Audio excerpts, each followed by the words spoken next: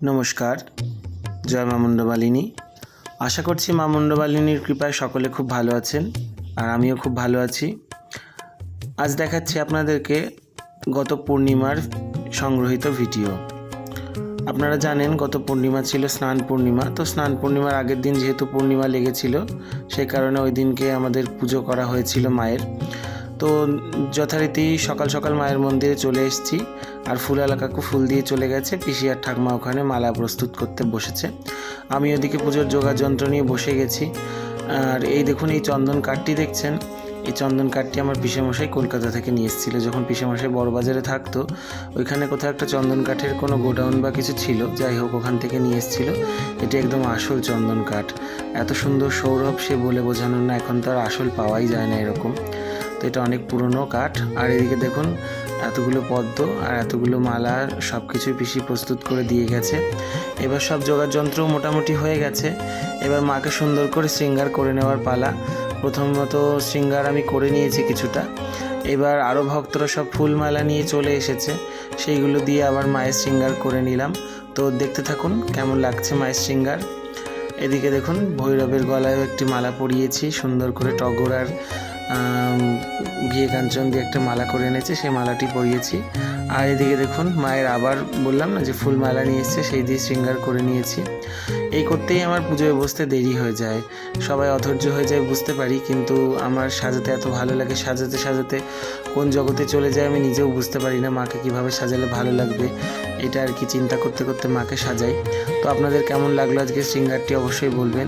এই দেখুন বাবা মহাদেব, গুরুদেব সবাই রয়েছেন, তাদেরও সামান্য শৃঙ্গার করিয়ে নিয়েছি।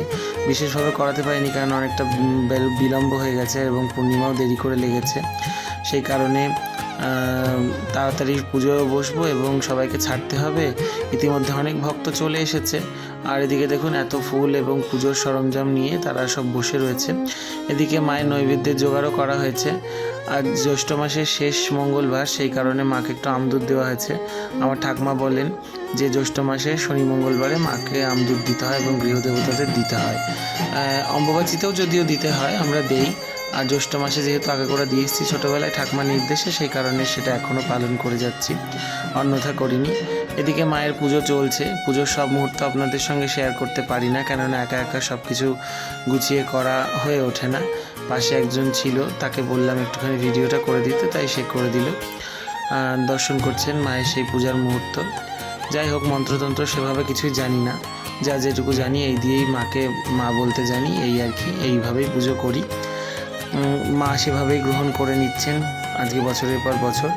এদিকে ষোড়শ উপাচারের পুজো সুসম্পন্ন হওয়ার পর মায়ের মাল্যদান চলছে। যেসব ভক্তরা সব মালা ফুল ইত্যাদি সব নিয়ে এসেছিল, তাদের সমস্ত মালা দিয়ে মাকে আবার সাজিয়ে নেওয়া হচ্ছে।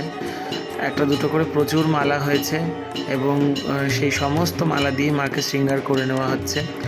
কারোর মালাই এমন নয় যে মাকে পরানো হবে না বা রেখে দেওয়া হবে বা নষ্ট হবে, সেটা নয়। সকলের মালাই মাকে পরানো হয়। আর দেখুন সব মালা দিয়ে আজকে পুরো সাজিয়ে দিয়েছি। মা পুরো মালায় মালায় ঢাকা পড়ে গেছে। এত ফুল এত মালা দেওয়ার জায়গা পাই না। আগে যাই হোক বিগ্রহটি একটু বড় ছিল, যে কারণে সমস্ত মালা পরালেও অসুবিধে হতো না, কিন্তু এখন যেহেতু একটু ছোট, সেই কারণে সেভাবে পরাতে হয়। আর এই দেখুন এবার সমস্ত ফুল মালা এবং বেলপাতার মালা যা রয়েছে সেগুলো দিয়ে শৃঙ্গার করার পর মায়ের রূপটা এরকম লাগছিল কিছুটা।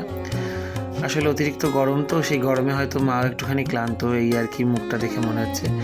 আর আজকে পূর্ণিমাতে মায়ের সামান্য পরমান্ন ভোগ হয়েছে। আর এদিকে চিড়ে ভোগ আমাদের যেহেতু আগাগোড়া হয়ে আসে পূর্ণিমায়, সেটাও দেওয়া হয়েছে। আজকে যে কাকিমা ভোগ রান্না করে উনি আসতে পারেননি, ওনার একটু সমস্যার জন্য। তো এই আর কি মায়ের ভোগ নিবেদন করা হয়েছে। এবার পুষ্পাঞ্জলির পালা।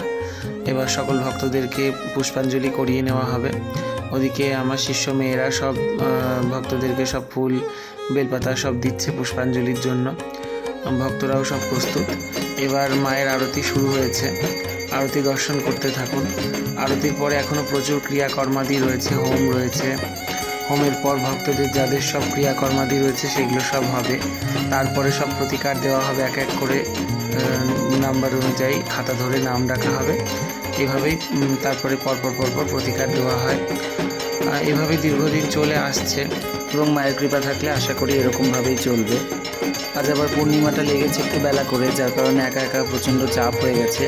আগের অমাবস্যার দিনটাও আমার ওই শিষ্যটি ছিল, ও পুজো পাঠ করেছে, আর আমি এদিকে ভক্তদের সব প্রতিকারের ব্যবস্থা করেছি। এতে করে একটুখানি সুবিধেই হয়েছিল, কিন্তু আজ আর সেরকম কোনো সুবিধে নেই, কেননা আজ তো ও নেই, ওর স্কুল খুলে গেছে, সে কারণে ও স্কুলেই আছে, আর ওকে বলাও হয়নি। সে কারণে যেহেতু ও একজন স্কুল টিচার, সে কারণে সবসময় তো স্কুল ফেলে আসাটা ওর পক্ষে সম্ভব না, এই কারণেই আর কি। যাই হোক, একা একাই সামলাতে হবে, সেই কারণে একটুখানি চটজলদি সব কিছু করে নেওয়ার চেষ্টা করছি। আর আপনারা দর্শন করছেন মায়ের আরতি। আরতির সময় মন্দিরের পরিবেশ হয়ে ওঠে একদম মঙ্গলময় এবং মাতৃময়। এত ভালো লাগে কি বলবো, চারিদিকে ধুনো চন্দনের গন্ধ এবং পুষ্পের একটা সুবাস, তার সঙ্গে ঢাকের তাল এবং যে কাশি বাজায় কাসর, একদম তালে তালে কাসর, ঘণ্টা এবং ঢাক, এই তিনটে যদি তালে তালে বাজে না, আরতি যে করতে কি আনন্দ লাগে, মানে একটা অন্যরকম ভাবের সৃষ্টি হয় ভেতরে, অন্যরকম অনুভূতির সৃষ্টি হয়, সে বলে বোঝানোর মতন না। ভক্তরাও মুগ্ধ হয়ে আরতি তখন দেখতে থাকে, আর ভক্তরা প্রচণ্ড ভালোবাসে আমার আরতি। আমি আরতি করি না, মা করিয়ে নেন, এই আর কি। আর অন্যদিন মায়ের আরতির সময় পুষ্পপাত্র সাজানো হয়, যেহেতু আজকে আর পুষ্পপাত্র সাজানো হয়নি, সে কারণে একটি মালা ছিল, এই মালা দিয়েই মায়ের আরতি সেরে নেওয়া হচ্ছে। তো সত্যি কথা বলতে এই আরতির সময় মন্দিরের পরিবেশ একটা অন্যরকম মনোহর পরিবেশ, মনোরম পরিবেশ সৃষ্টি করে, সেটা বলে বোঝানোর মতন না। সামনাসামনি যারা এসেছেন, যারা দেখেছেন, তারা হয়তো বলতে পারবেন, বা যারা উপলব্ধি করেছেন তারা হয়তো বলতে পারবেন। এই সময় মনে হয় যেন মা একদম সাক্ষাৎ দাঁড়িয়ে একদম আরতি সেবা গ্রহণ করছে মা, একদম মানে যেন সাক্ষাৎ ছোট্ট মেয়ে একদম সামনে দাঁড়িয়ে রয়েছে, এই আর কি। যাই হোক, আরতি, হোম ইত্যাদি সব সুসম্পন্ন হয়ে গেছে। হোমটা দেখাতে পারলাম না, কারণ একা একা সব কিছু দেখানো অসম্ভব। আর এখন দেখুন, ভক্তদের মধ্যে প্রসাদ বিতরণ করা হচ্ছে। আমার শিষ্য মেয়ে ভক্তদের সব প্রসাদ বিতরণ করছে। এদিকে আমার দিদি সব প্রসাদগুলো বেড়ে বেড়ে দিচ্ছে, আর ও ওদিকে নিয়ে নিয়ে সবাইকে দিয়ে দিচ্ছে। প্রত্যেক অমাবস্যা পূর্ণিমাতেই এইভাবে করেই ভক্তদের মধ্যে প্রসাদ বিতরণ করা হয়। সামান্য যেটুকুনি মাজা জোটায় তাদের মধ্যে বিতরণ করি, তারা এই একটুখানি মুখে প্রসাদ দিয়ে জল খায়। আমি একটুখানি এবার জল মুখে দিয়ে এসে তাদের প্রতিকারের ব্যবস্থা করি। আজকের ভিডিও এই পর্যন্তই। যদি ভালো লেগে থাকে লাইক কমেন্ট শেয়ার অবশ্যই করবেন, এবং পেজটিকে ফলো করতে ভুলবেন না, এবং সাথে থাকবেন, পাশে থাকবেন, মায়ের স্মরণে থাকবেন। মায়ের কাছে প্রার্থনা রাখি যাতে আপনাদের পরিবারের সকলের কল্যাণ হয়, এবং সকলে যাতে সুস্থ থাকতে পারেন, সকলে যাতে আনন্দে থাকতে পারেন, এই মায়ের কাছে প্রার্থনা রাখছি। আপনারাও মায়ের কাছে প্রার্থনা করুন, আপনাদের মনস্কামনা জানান, অবশ্যই মনস্কামনা পূর্ণ হবে। মনস্কামনাটি পূর্ণ হলে মায়ের কাছে এসে অবশ্যই পুজো দিয়ে যান। আর একটা কথাই বলবো, যারা বিভিন্ন রকম দুরারোগ্য ব্যাধিতে ভুগছেন এবং বিভিন্ন রকম সমস্যায় ভুগছেন, মায়ের কাছে একটিবার আসতেই পারেন মনের ভক্তি নিয়ে। জয় মা মুন্ডমালিনী। ভালো থাকবেন।